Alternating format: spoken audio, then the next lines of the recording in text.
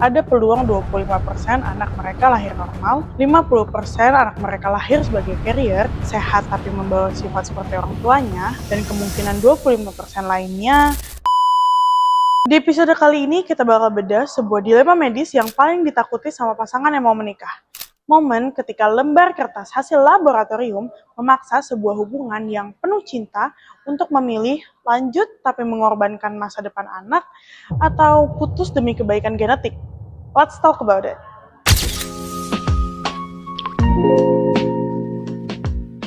Halo semesta, kembali lagi di Tala Semesta bersama gue Maura.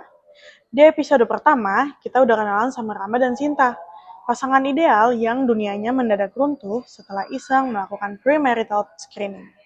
Hari ini, kita bakal masuk ke ruang periksa dokter untuk melihat apa yang sebenarnya ditulis di lembar kertas hasil lab mereka. Bayangin lo ada di posisi Sinta.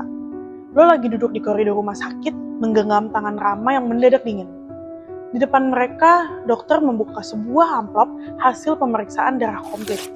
Dokter itu diam sebentar, menghela nafas, lalu bilang, hasil analisis hemoglobin menunjukkan kalau Rama dan Sinta, dua-duanya adalah carrier thalassemia beta. Sinta langsung bingung. Dia nanya ke dokter, "Dok, tapi kita berdua nggak pernah sakit parah. Rama bahkan rajin futsal dan donor darah. Kok bisa ada kelainan darah di tubuh kita?"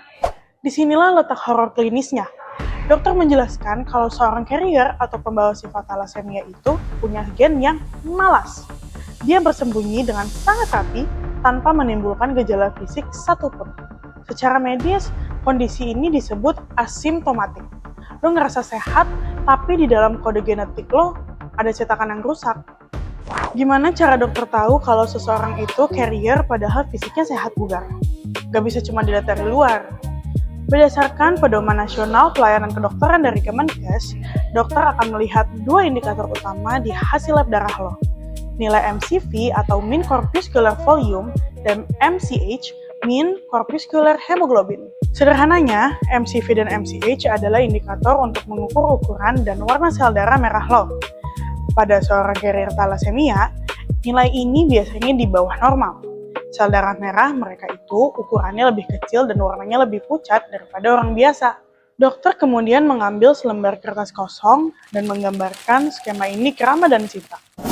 Menurut hukum genetika, kalau dua-duanya carrier menikah, setiap kali terjadi kehamilan, ada peluang 25% anak mereka lahir normal, 50% anak mereka lahir sebagai carrier, sehat tapi membawa sifat seperti orang tuanya, dan kemungkinan 25% lainnya anak mereka lahir dengan thalassemia mayor. Nah, angka 25% mayor inilah yang bikin dunia medis sangat angkat tangan. Pada kondisi thalassemia mayor, kesalahan genetiknya membuat tubuh anak sama sekali nggak bisa memproduksi rantai hemoglobin yang berfungsi mengikat oksigen. Sel darahnya langsung pecah dalam hitungan hari. Satu-satunya cara anak itu bertahan hidup adalah bergantung pada transfusi darah dari orang lain, seumur hidupnya. Ini bukan lagi soal cinta, tapi soal warisan penderitaan biologis. Keluar dari ruangan dokter, Rama dan Sinta berdiri di depan persimpangan paling dilematis dalam hidup mereka. Cinta mereka nggak salah, tapi gen mereka nggak cocok.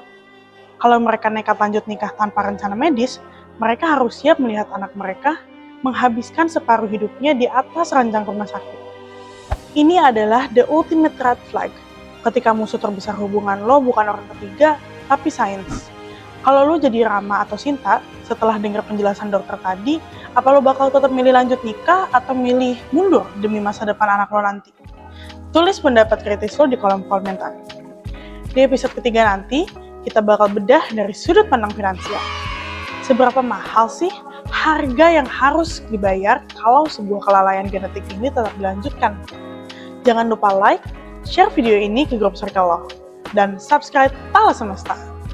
Gue Maura, stay safe, and because love is in our DNA. Goodbye!